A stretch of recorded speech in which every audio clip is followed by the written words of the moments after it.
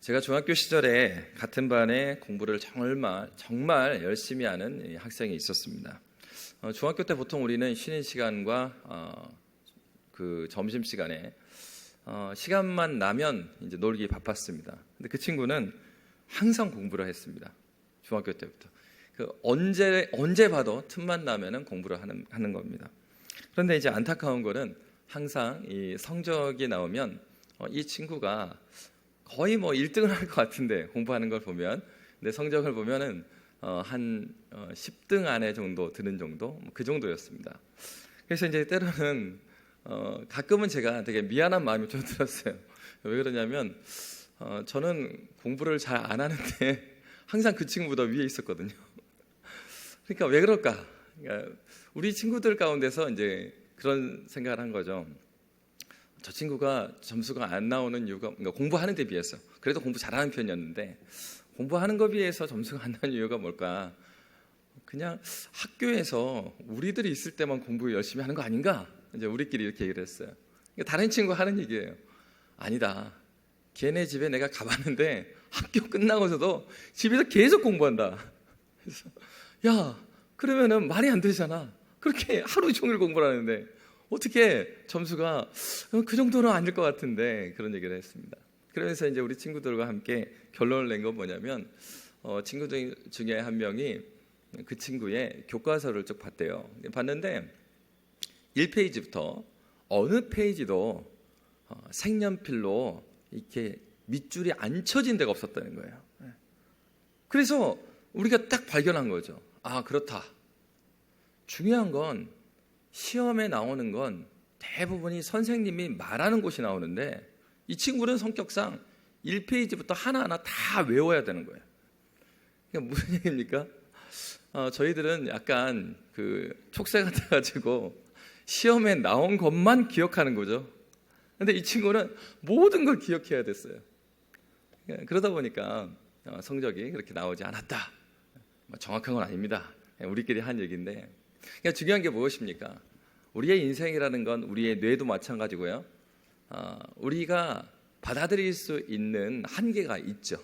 무슨 얘기입니까? 우리는 유한한 존재입니다. 유한한 존재다 보니까 우리가 이 삶을 살아갈 때 시간에 있어서도 그렇고 에너지에 있어서도 그렇고 잘 균형을 맞춰서 사용해야 되고, 그러면은 무엇이 중요하겠습니까? 우선순위가 중요하죠. 우리의 삶에 있어서 정말 중요한 것이 무엇이고 그렇지 않는 것이 무엇인지를 잘 분별해내는 것, 이 굉장히 중요합니다. 이것이 없으면 어떻게 합니까? 같은 시간도 균형 있게 그리고 쓸 수가 없는 것이죠.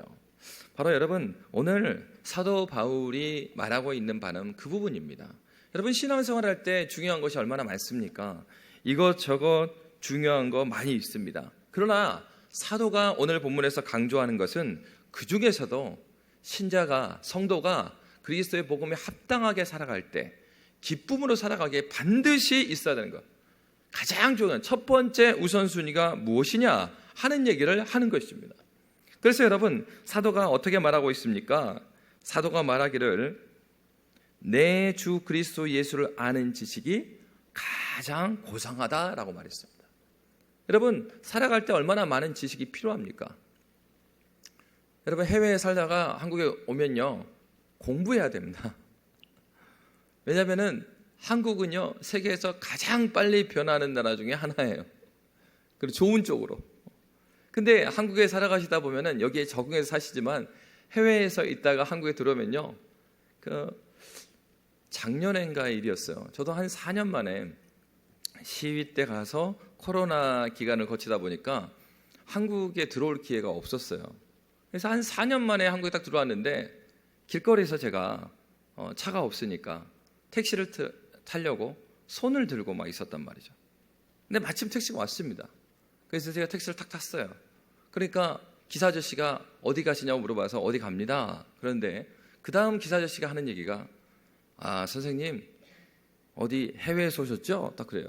그러니까, 왜 어떻게 하셨냐고, 거기 어디 써져 있냐고. 그러니까 그 손 들고 있는 사람은 다 해외에서 온 사람들입니다. 요즘에는 아무도 손을 안 든답니다. 그러니까 손 들면은 택시를 못 잡는데요. 그래서 오늘 저기 손님은 수지 맞았다고. 이렇게 택시 잡는 경우는 없다고. 다 이 어플로, 핸드폰으로 잡는 거라고 그렇게 말씀하셨습니다. 그래서 우리가 하나하나 당연하다고 생각하는 거 하나하나도요, 사실 우리가 배워가고 있는 거예요. 살아가는 데 있어서 많은 지식이 필요합니다. 근데 사도는 어떤 얘기를 하는 거예요? 수많은 지식들이 필요하죠.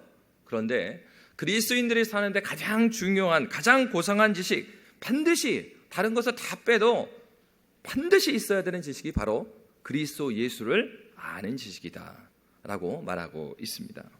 여러분, 그렇습니다. 그러면서 사도는 어떤 얘기를 하고 있습니까? 사도는 바로 인생에 있어서, 우리 그리스도의 삶에 있어서 예수 그리스도가 왜 가장 중요한 것인가를 오늘 본문에서 말합니다. 여러분, 예수님께서도 이 말씀을 하셨습니다. 예수님께서 당신이 이 땅에 오신 이유가 무엇인지에 대해서 반복해서 말씀하십니다. 그런데 예수님을 따르는 사람들은 사실은 예수님이 왜 오셨는지를 자기중심적으로 많이 생각했어요. 여러분, 오늘날도 성경을 읽을 때, 신앙생활할 때 가장 위험한 게 뭐냐면 자의적 해석입니다. 자의적 해석. 그러니까 자기 중심적으로 해석을 하는 거예요. 그러니까 성경을 읽을 때도 어떻게 해석해요? 그러니까 자기가 기분이 안 좋을 때는 성경의 메시지로 읽는 게 아니라 기분이 안 좋게 읽을 거예요. 그래서 하나님께서 주신 메시지가 그게 아닌데, 그러니까 이 신앙 고백의 내용, 그 뼈대가 없는 상태에서 성경을 묵상할 때 나올 수 있는 오류 중에 하나가 이런 거예요. 자신이 즐거울 때는요, 어느 성경을 펴서 묵상해도 막 즐거워요. 그런데 자기가 안 즐거울 때는 어느 본문을 펴도 왜 하나님 이렇게 말씀하시나, 그러면서 자기 중심적으로 해석하죠. 이스라엘 백성도 그랬습니다. 그래서 예수님께서 누가복음 12장 13절에서 15절에 보면 예수님에게 이렇게 찾아온 사람이 있었어요. 한번 함께 읽도록 하겠습니다. 13절만 먼저 읽을게요. 무리 중에 한 사람이 이르되 선생님, 내 형을 명하여 유산을 나와 나누게 하소서 하니. 여러분, 어떤 한 무리 중에 한 사람이 와갖고 선생님에게 내 문제 좀 해결해 주십시오. 예수님, 내 문제 해결해 주십시오. 그러면서 어떤 문제를 상담했습니까? 내 형을 명하여 유산을 나와 나누게 해주십시오. 예수님께 나와서 뭐 해달라고 한 겁니까? 유산 분배 공정하게 해결하는 일을 예수님은 해주십시오 라고 합니다. 여러분, 예수님은 예수님이 법무사나 변호사로 이 땅에 오신 게 아닙니다. 근데 이 사람이 이렇게 왔어요. 그러니까 예수님께 어떻게 대답하십니까? 14절과 15절의 말씀에 보면 예수님께서 왜 오셨는지를 말씀해 주십니다. 우리 함께 읽도록 하겠습니다. 이르시되 이 사람아, 누가 나를 너희의 재판장이나 물건 나누는 자로 세웠느냐 하시고 그들에게 이르시되 삼가 모든 탐심을 물리치라. 사람의 생명이 그 소유에 넉넉한 데 있지 아니하니라 하시고. 예수님은 말씀하시기를 자신이 오신 이유에 대해서 무엇이라고 말합니까? 예수님은 이 땅에 물건을 나눠주고 공평하게 하고, 한마디로 무슨 얘기입니까? 이 무리 중에 한 사람은 어떻게 생각한 거예요? 예수님이 오신 것은 자기의 필요를 채워주려고 왔다고 생각했어요. 그러니까 자기에게 좋으면 좋은 예수님이에요. 자기 상상에 안 맞으면 아니라는 거예요. 그러니까 오늘날도 교회 생활할 때 그런 경우가 있습니다. 여러분, 좋은 교회가 어떤 교회죠? 좋은 교회. 여러분, 좋은 교회에 대해서 한번 여러분 이야기를 나눠보십시오. 재밌는 건 좋은 교회에 대한 의견이요, 우리가 주님을 주님으로 알고 성경을 잘 붙들었으면 좋은 교회에 대한 기준이 같아야 되는데요, 재밌는 건 좋은 교회의 기준은 다 다른 경우가 아주 많아요. 근데 동일한 건 있어요. 좋은 교회를 말할 때 정말 성경대로 교회다운 교회를 말하는 사람이 있고, 또 그렇지 않는 사람들 중에 대부분은요, 자기한테 좋아야 돼. 자기한테 좋아야 돼. 자기한테 편해야 되고 자기한테 맞아야 되는 거예요. 목사님 설교도 나한테 맞아야 돼. 중요한 건 목사의 설교는 성경에 맞아야 됩니다. 여러분, 그거 아십니까? 미국에 조엘 오스틴이라는 목사님이 있습니다. 몇만 명이 모이는 교회예요. 그런데 복음주의권에서는 바로 그분이 예수를 만났는지도 의심하는 경우가 많습니다. 왜냐하면 그분은 놀라운 연설가이긴 하지만 그 말씀에 그리스도 예수의 복음이 없습니다. 긍정적인 생각을 전하고 있어요. 그거는 세상의 많은 철학 중에 하나이지 그리스도 예수께서 말하시는 복음은 아니에요. 그러니까 여러분, 설교를 잘한다고 해서 그 내용이, 그러니까 말을 잘하는 것이, 연설을 잘하는 것이 그 내용이 성경에 부합한가? 아닐 수 있다는 거죠. 내가 좋아하는 교회라고 해서 내가 꿈꾸는 교회가 성경에 맞는지를 봐야 됩니다. 내가 꿈꾸는 교회가 하나님이 꿈꾸는 교회인지를 보아야 돼요. 무슨 얘기입니까? 신앙생활은요, 내 자아 실현하려고 예수 믿는 게 아니에요. 근데 교회에 와서 자아 실현하려고 하는 사람이 있어요? 여러분, 교회에 와서는 자아 실현하는 게 아니고요, 자아를 죽이는 겁니다. 예수님께서 누구든지 나를 따라오려거든 뭐 하라고요? 자기부터 부인하라고요. 그리스도 예수 앞에 와서 하나님 앞에서 내가 누구인지를 발견해 나가는 거예요. 자아 실현, 그것은 복음이 말하는 게 아닙니다. 진정한 자아 실현은 언제 가능해요? 내가 복음 앞에서 깨질 때 가능합니다. 우리의 죄는 우리의 눈을 가려서 우리의 본질적인 모습을 볼 수 있도록 하지 않아요. 바로 사단이 우리 안에 남아있는 죄를 이끌어내서 우리의 눈을 가려서 자기는 정당하게 만들고 남들은 그렇지 않은 존재로, 그러면서 자신이 생각한 것이 옳은 것으로 그걸 계속 설득해 가요. 여러분, 바로 그렇습니다. 그리스도인들에게 조심해야 될 게 바로 이거예요. 유대인들이 착각했던 거, 무리 중에 한 사람은 이 예수님께 나와서 자기에게 맞는 지도자가 되라라고 이야기한 것입니다. 그래서 내가 생각한 메시아를 기대했어요. 그러니까 무슨 얘기한 거예요? 우리 형하고 유산을 나누고 있는데 그거 잘 좀 나눠줄 수 있게 해주세요. 그러니까 예수님이 내가 온 거 그것 때문에 온 것이 아니다. 그러면서 예수님께서 어떻게 말씀하십니까? 요한복음 11장 25절 26절에 보면 이런 말씀을 하고 계세요. 우리 함께 읽도록 하겠습니다. 예수께서 이르시되 나는 부활이요 생명이니 나를 믿는 자는 죽어도 살겠고 무릇 살아서 나를 믿는 자는 영원히 죽지 아니하리니 이것을 네가 믿느냐? 예수님께서 오신 것은 영원한 생명 때문에 오셨어요. 여러분, 예수님 목적은 그를 따르는 자들이 영원한 생명을 누리는 것입니다. 여러분, 그렇기 때문에 영원한 생명, 영원한 것으로는 만족하지 않아요. 여러분, 영원한데 굉장히 지긋지긋한 관계가 영원하다고 생각해 보십시오. 그건 아름답지 않아요. 근데 성경에서 말하는 영원함이라는 것은 영원한 생명입니다. 생명은 무엇입니까? 고정되어 있지 않죠. 생명 있는 것의 특징은 자랍니다. 자라요. 어린아이 같이 멈춰 있지 않아요. 자라는 특징을 가지고 있습니다. 그럴 뿐만 아니라 생명 있는 것의 특징은 무엇입니까? 생명 있는 것의 특징은요, 자기하고 같은 생명체를 또 낳아요. 생물에서는 복제한다 그러죠. 그러니까 자기의 자식을 낳거나, 그리고 단세포 생물 중에서는 자신을 복제하거나, 그래서 자기 닮은 존재를 계속해서 낳는 것입니다.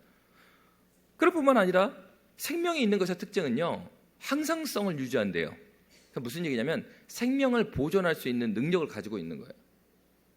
우리가 이제 생명이 없어지는 걸 언제부터 느끼냐고 하면은 20대부터 느끼나고 합니다. 생물학적으로는. 그래서 이 20대 선을 넘어서고 나면은 계속해서 세포를 좀 적게 만들어 간대요.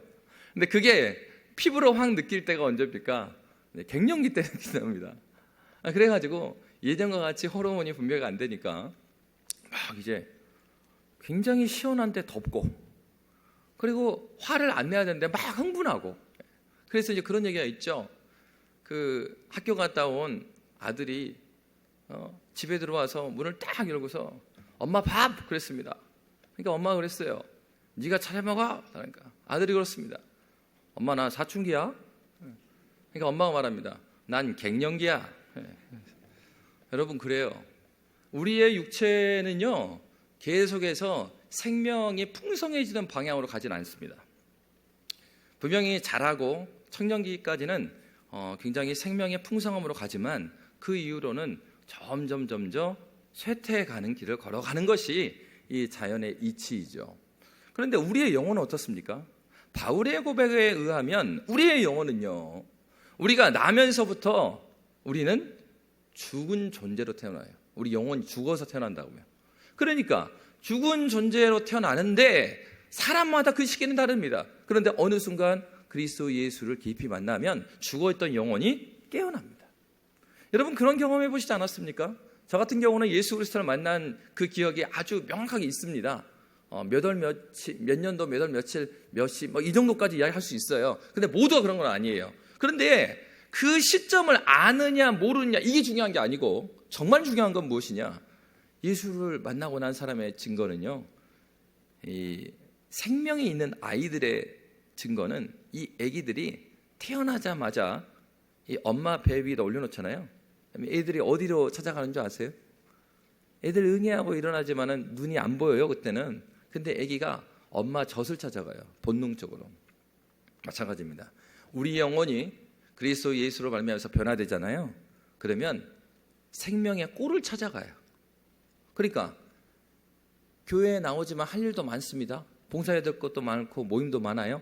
그런데 우리의 영혼이 새롭게 되면은 어디를 찾아갈까요? 생명의 꼴을 찾아간다고요. 말씀이 있는 곳을 찾아가요. 그러니까 어때요? 우리 애기가 예수를 만나잖아요. 그러면 얘가 야 큐티 안 해? 뭐 예배 안 드려? 이게 필요 없어요. 영혼이 깨어났다 보니까 이제 영혼이 배가 고픈 거예요. 그러니까 말씀을 펴본다고요. 그러니까 어때요? 예배를 사모해요. 그러니까 어떻습니까? 안 믿는 친구들과 교제, 이제는 그것이 좀 그래요. 믿는 사람들 만나고 싶고 은혜의 얘기를 나누고 싶은 거예요. 여러분, 생명에 있는 자들의 특징은 바로 이것입니다. 근데 하나님께서 바로 우리에게 어떠한 것을 주시기 원한다고요? 영원한 생명입니다.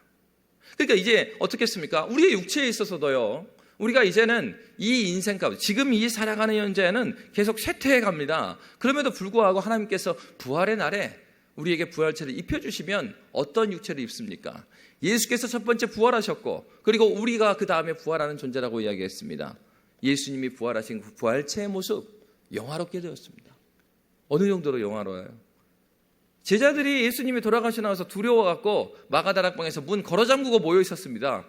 그런데 예수님이 갑자기 나타나신 거예요. 어떻게 해요? 문 걸어 잠궜는데 들어오셨어요. 놀랍지 않습니까?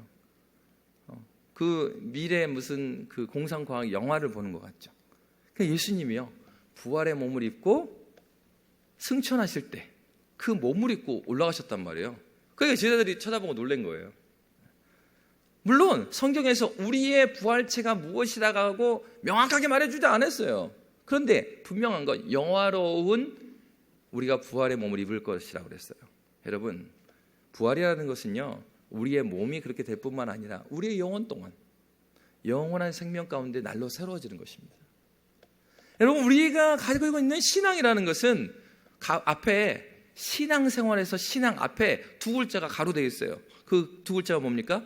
부활신앙이에요. 우리가 새로워지는 것입니다. 어떻게 새로워져요? 내가 꿈꾸는 대로. 영화 보니까 막 영화에서 초능력 있는 사람들이 있어요. 슉 날아갑니다, 이렇게. 제가 어릴 때 꼭 날아가고 싶을 때가 있었어요. 언제냐? 학교 다닐 때 아침에 늦게 일어났을 때. 나도 슉 날아가서 교실에 있었으면 좋겠다.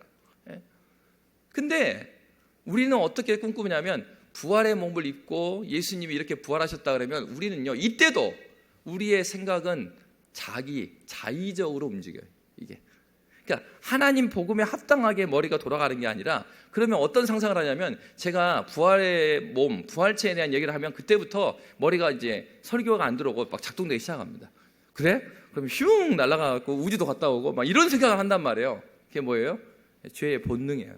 죄된 본성. 우리의 부활의 몸은 뭘 향하고 있을까요? 살아계신 하나님을 만나서 직접 대면에도 불구하고 죽지 않는 몸이에요. 핵심은 거기 있어요. 우리가 죄 가운데 있기 때문에 구약에서 보십시오. 하나님을 만나는 장면마다 하나님께서 직접 만나질 않으십니다. 왜요? 하나님의 공의의 성품 때문에 우리 죄로 인하여서 우리가 즉시 죽게 되기 때문에 그래요. 하나님께서 우리를 보호하시기 위해서 직접 만나시기보다 구름 가운데 만나시고, 아브라함을 만났을 때도 아브라함이 등을 보게 하시고 이런 식으로 만나주신단 말이에요. 그러나 그때는요, 하나님을 대면하여 봄에도 불구하고 부족함이 없는 그 육체입니다. 벽을 뚫고 가고 날아다니고 그게 중요한 게 아니고 하나님과 대면해서 함께 할 수 있는 몸입니다. 여러분 그렇습니다.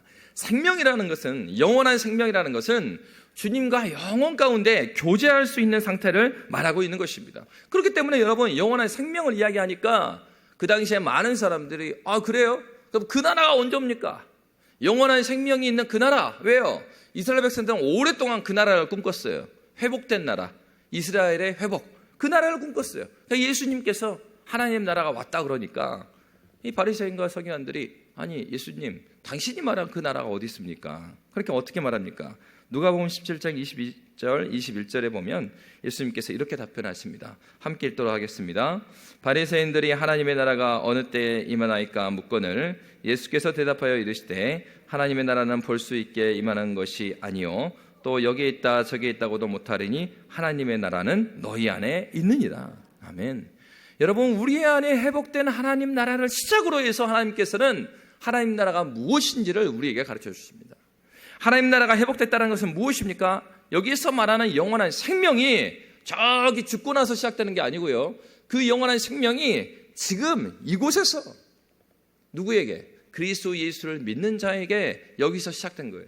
그래서 우리 안에, 물론 그 구원의 일, 이 일은요, 우리가 인지하기 전부터 하나님께서 일하고 계시는 것입니다. 그래서 마치 이와 같아요. 여러분, 이 화분에 꽃이 있습니다. 근데 이게 살아있는 나무라고 생각해 보십시오. 그러면 사실 씨를 심었습니다. 그러면 씨를 심어갖고 이 씨가 발화돼서 쭉 싹이 하나가 올라오기 전까지는 이 씨가 죽었는지 살았는지 우리 눈으로 확인이 안 돼요. 씨를 심었어요. 그리고 적절한 온도가 있어요. 물을 줬어요. 그러면 발화가 되면서 올라오고 있습니다. 그게 무슨 얘기입니까? 하나님께서 우리에게 진리의 말씀을 허락하여 주십니다. 저도 언제 전해진 그 복음의 씨로 인해서 제가 20살 때 예수를 만났는지 그거 몰라요. 그때 수련회 가서 전했던 그 목사님의 말씀 때문인 것인지, 아니면 20살 이전에 저 20년 동안 교회 다녔거든요. 그 이전에 언제 전해진 말씀으로 인해서 그 씨가 발화가 된 건지 전 그거는 몰라요. 그러나 제가 기억하는 건 뭐예요? 20살 때를 내가 기억하는 것이지, 그러면 하나님께서는 20년 동안 일 안 하시다가 20년 되니까 이제 일해볼까? 아닙니다. 주님은 지금도 여전히 우리에게 말씀을 허락해 주세요. 왜요? 이 영원한 생명의 씨앗을 지금 심고 계시는 겁니다. 그래서 여러분, 뭐가 중요하겠어요? 이 화분이 있는데 화분에다가 씨를 안 심어 놓으면요, 아무것도 안 일어납니다. 그러니까 우리 영혼에, 죽어있는 영혼에 무엇인가 새로운 생명이 일어나게 하려면 뭘 해야 돼요? 씨를 심어야 된다고요. 그러면 씨를 어디서 심어요? 저 밖에 화단에 가고 싶습니까? 이곳이요, 이거. 주의 말씀이 선포되는 곳. 하나님 말씀이 선포가 되고 아무 데서나 선포됩니까? 하나님께서는 예배를 무엇이라고 말했냐면 그의 백성들과의 약속이라고 그랬어요. 아무데나 가서 예배드리면 예배가 되는 게 아니고 하나님과 그의 회중들과 약속한 이 예배입니다. 그리고 함께 기도하는 기도의 자리입니다. 그리고 성례전입니다. 여러분, 이것이 하나님께서 약속하신 씨를 뿌려주는 은혜의 수단이라고 그랬어요. 이거 어떻게 해야 되겠습니까?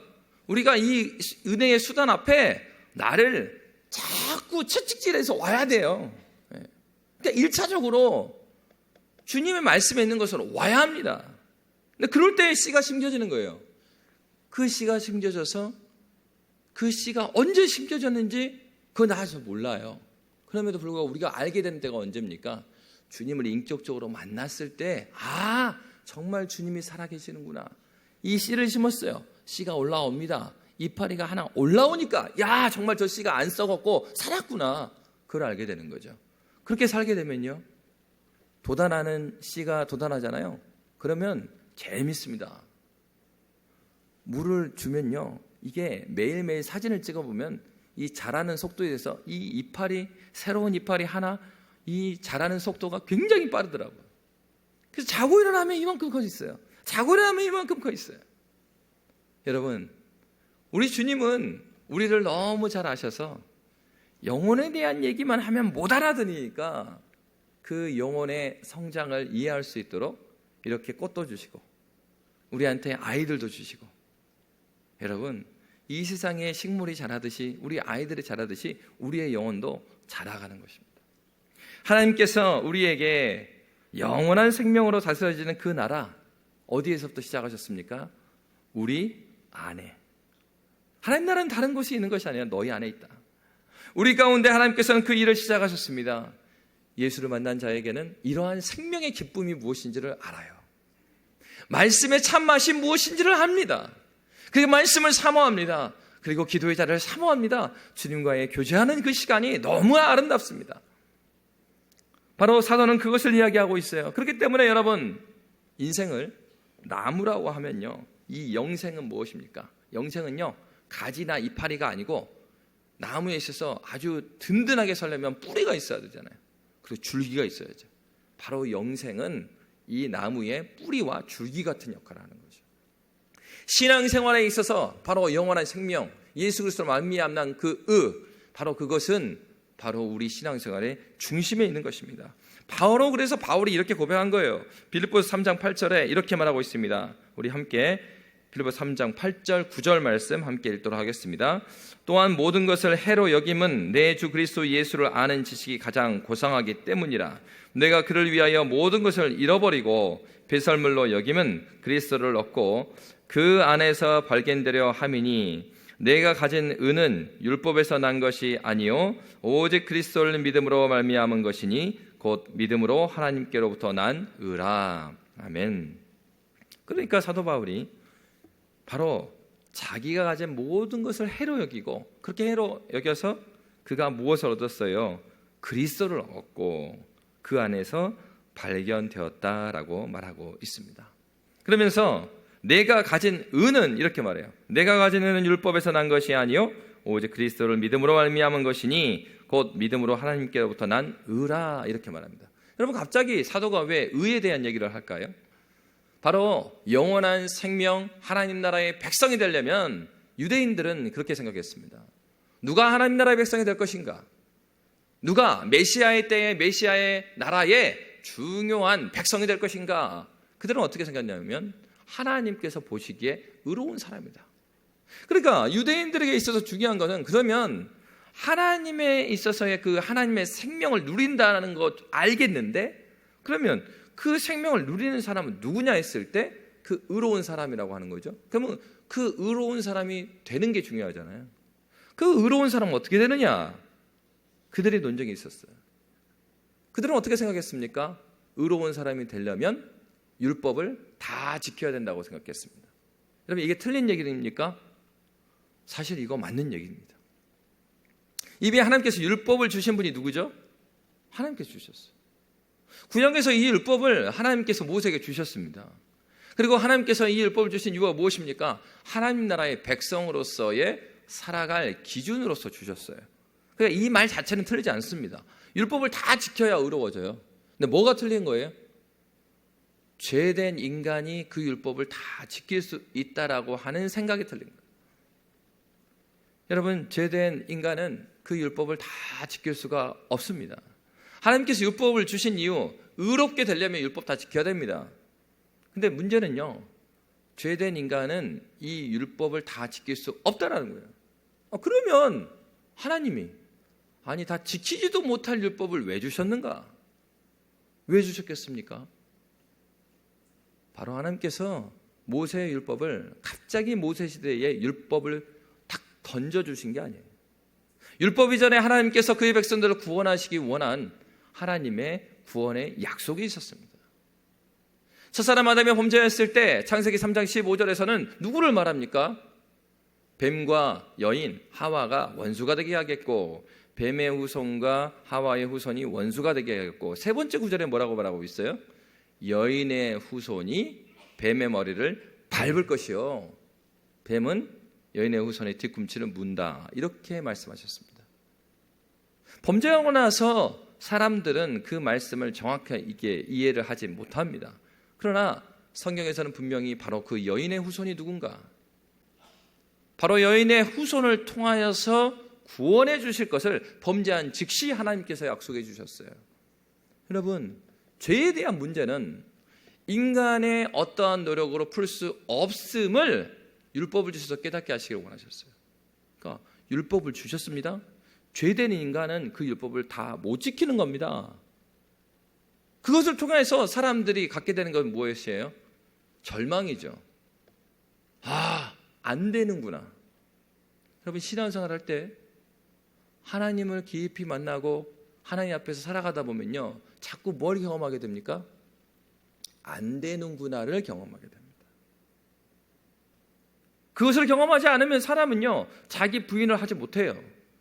자기가 아직도 무엇인가 할 수 있다고 생각해요. 하나님께서 율법을 주신 이유는 인간의 어떠한 노력으로 의로움에 나갈 수 없다는 것을 깨닫게 하셨어요. 그렇게 함으로써 이들은 소망하게 됩니다. 주님, 제 힘으로는 안 됩니다. 주님 도와주세요. 여러분 신앙생활 그렇지 않습니까? 정말 우리가 신앙에 어떤 문제가 없을 때 하나님께 나오고 기도하고 하나님 붙들면 너무 좋아요. 그런데 저를 포함해서 우리의 신앙생활을 보면은 우리가 하나님께 간절해질 때가 언제입니까? 자기에게 고통이 올 때 간절해져요. 그래서 여러분, 사도 바울이 그러한 우리를 너무나 잘 알았습니다. 그래서 오늘 성경에서 어떻게 말하냐면 바로 그 부분을 이야기하고 있는 거예요. 그러니까 여러분, 다시 바로 그 율법을 주셔서 구약 성도들에게 원하셨던 것은 율법을 지켜가면서 이것은 나로서는 지킬 수 없는 것이구나. 그러니까 하나님의 은혜만 필요하고 이 율법으로 말미암는 이 얽매임을 어떻게 해결했어요? 자기의 재물을 가지고 가서 대신 이 재물이 나 대신 죽어줌으로 말미암아 죄 용서를 받았어요.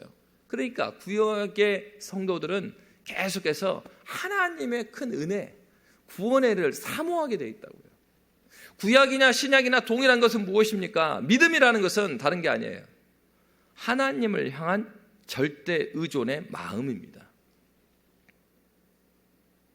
신앙이라는 것은 하나님 한 분만 바라보는 것이에요. 오늘도 마찬가지입니다. 우리의 신앙은 어떻게 이루어집니까? 우리의 열심으로 이루어지지 않아요. 우리의 열심은 언제 작동하는 거예요? 하나님께서 의롭게 여겨주시고 은혜를 경험하고 나니 그 열심을 가지고 주 앞에 살아내는 겁니다.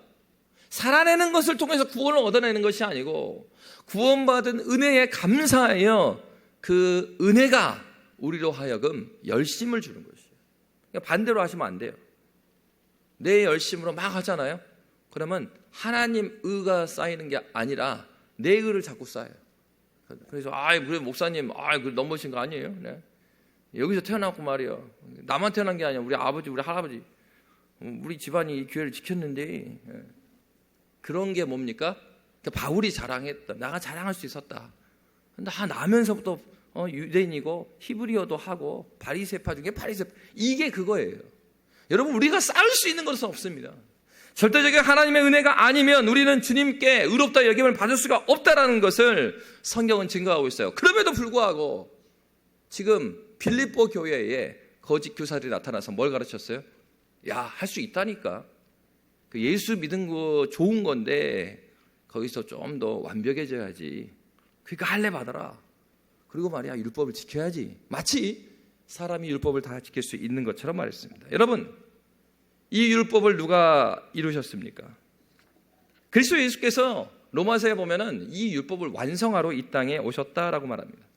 예수 그리스도께서는 십자가에서 죽으셨을 뿐만 아니라 십자가에서 죽으신 것은 무엇을 행하신 겁니까? 첫사람 아담이 범죄하여서 하나님의 언약을 깨뜨린 죄값을 받아주신 거예요. 그럼 여러분 그 생각을 해봐야죠. 예수께서 첫사람 아담이 범죄했잖아요. 선악을 알게 하는 나무를 따 먹으면 정녕 죽으리라. 그래서 인류를 대표해서 예수께서 죽으셨습니다. 그럼 죄값을 지불했죠. 그러면 여러분 풍성한 삶이 오는 거예요. 그 전에 하나님께서 이 세상을 만드셔서 어떤 말씀하셨습니까? 이 세상을 하나님의 형상대로 우리를 만드신 다음에 이 땅을 다스리고 정복하라는 명령을 주셨단 말이에요. 무슨 얘기예요? 예수님의 그리스도의 십자가의 은혜로 말미암아서 죄값을 지불했지만 여전히 신자는 어떠한 사명이 남아있어요? 이 세상을 하나님의 뜻대로 가꾸고 정복하고 다스리는 사명을 가지고 있단 말이에요. 그리고 구약에서 어떤 말씀하셨어요? 율법을 다 지켜 행하라고 그랬어요. 그런데 십자가가 이룬 것은 우리의 죄값을 치른 것뿐만 아니라 예수님께서는 그의 일생 동안에 무슨 일을 하셨습니까? 율법을 하나하나 다 지키셨어요. 그래서 성경을 보십시오. 사복음서에 보면은 예수님이 종종 그 사복음서 기자들이 이런 멘트를 달아요. 이렇게 하신 것은 이러이러한 말씀을 이루려 하심이라. 보면은 예수님의 삶은요, 인간에게 주어진 율법을 모두 순종하셔서 율법을 완성하신 일, 그리고 우리의 죄값을 다 치루신 일을 십자가에서 행하신 것입니다. 그렇기 때문에 여러분, 우리가 할 수 있는 거 그거 없고요, 우리의 능력도 안 되고요, 그리고 할 필요도 없어요. 왜요? 예수께서 율법을 다 이루셨고, 그리고 죄값을 다 지불하셨으니까. 우리에게 요구되는 것 그거 하나예요. 무엇입니까? 예수 한 번 믿는 거예요. 지난번에 말씀드렸죠. 오늘날 사람들이 예수를 잘 믿지 않는 이유 중에 하나는요, 너무 쉽기 때문에 그래요. 왜요? 세상은 그런 원리로 작동하지 않거든요. 세상은 철저하게 give and take입니다. 내가 줘야만 얻을 수가 있습니다. 근데 그런 얘기예요. 그냥 믿기만 하면 되는데, 그래도 저가 부족한데. 복음은 그리스도께서 모두 이루신 것을 그를 신뢰하는 것입니다. 여러분, 성경은 우리에게 그 믿음을 이야기하고 있습니다.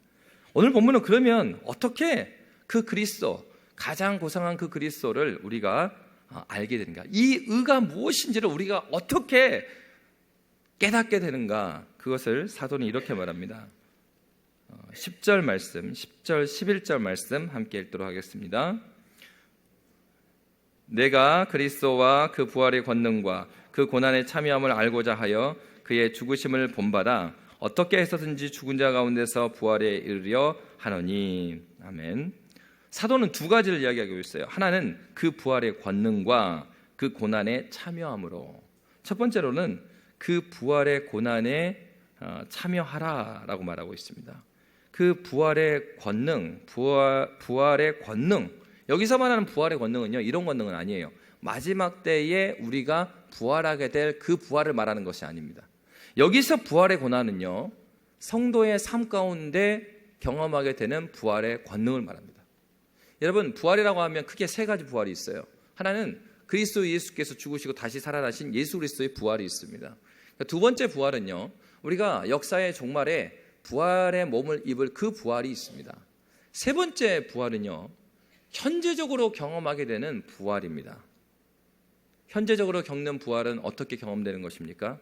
오늘 그리스도와 그 부활의 권능과 그 다음에 뭐라고 말합니까? 그 고난에 참여함을 알고자 해요. 현재적인 부활의 경험은요, 내가 죽고 예수가 사는 걸 경험하는 거예요. 근데 사도가 현재적인 부활을 말할 때 한 번도 고난을 빼고 말한 적이 없어요. 고난을 빼고 말한 적이 없습니다. 오늘 본문에서도 그 부활의 권능, 오화가 아니에요. 그 부활의 권능 또는 그 고난에 참여, 이렇게 말하고 있지 않아요. 그 부활의 권능과 그 고난에 참여함으로, 다시 말하면 고난에 참여함으로 말미암아 부활의 권능을 깨닫게 된다, 이 얘기합니다. 사도는요, 굉장히 재밌는 단어를 썼어요. 오늘 본문에 보면 그 고난에 참여한다라고 했을 때 이 참여함이라는 단어는 여러분이 아는 단어예요. 코이노니아, 교제입니다. 예수님의 그 의를 우리가 받아 누리는 그 교제가 어떻게 이루어진다는 거예요? 고난으로 교제를 함으로써 부활의 권능을 내가 경험한다는 겁니다. 여러분, 신앙의 원리는 여기 있습니다. 고난 없이 영광은 없습니다. 신자의 삶에 있어서 고난이 없는 삶을 여러분 꿈꾸고 기도하고 계십니까? 신앙의 원리에 어긋나는 기도 제목이에요. 중요한 것은 우리에게 고난이 오는 것은 마땅한 것입니다. 사도는 한 번도 고난을 부인한 적이 없어요. 오히려 사도는 무엇을 말하고 있습니까? 고난을 통하여서 뭘 경험해요? 부활의 권능이요. 저 죽을 때 경험하게 되는 부활의 권능이 아니라 그 부활의 권능이 그리스도 예수를 말미암아 마지막 때에 이루어질 부활의 권능이 예수 그리스도의 문을 통해서 지금 2024년이라는 현재로 내려와 있는 거예요. 미래적으로 다른 사람은 그 부활의 영광을 지금 못 누려요. 근데 누가요? 예수 그리스도를 믿는 그 사람은 미래에 받을 그 영광을 예수를 통해서 현재의 부활의 권능을 경험한다니까요. 누가요? 고난에 동참하는 사람이. 여기서 말하는 고난이 어떤 고난입니까? 자기가 잘못해서 욕먹는 거 그걸 말하고 있지 않아요. 어떤 사람이요? 예수의 사명대로, 예수의 부르심대로 주님께서 부르신 그 자리에서 물러서지 않고 주님 앞에서 성실하게 살아간 그 사람. 그 사람. 예수 뜻대로 살다 보니까 오는 어려움을 고난이라고 이야기합니다. 자기가 잘못해서 오는 거는 고생하고 있는 거고요. 그거는 자기가 잘못해서 한 거예요. 그러나 예수 때문에 받는 어려움이 있어요. 바로 그 어려움의 길, 그걸 부인하지 않고 그 길을 걸어가는 사람. 고난에 동참함으로 부활의 권능을 현재적으로 경험하게 되는 것입니다. 여러분, 그렇기 때문에 우리는 어떠한 삶을 살아가겠습니까? 그리스도의 죽으심을 본받으며 살아가야 되는 것이죠. 그래서 사도는 이렇게 말했습니다. 고린도전서 15장 31절입니다. 쭉 뒤로 넘어갈게요. 고린도전서 15장 31절 우리가 함께 읽도록 하겠습니다.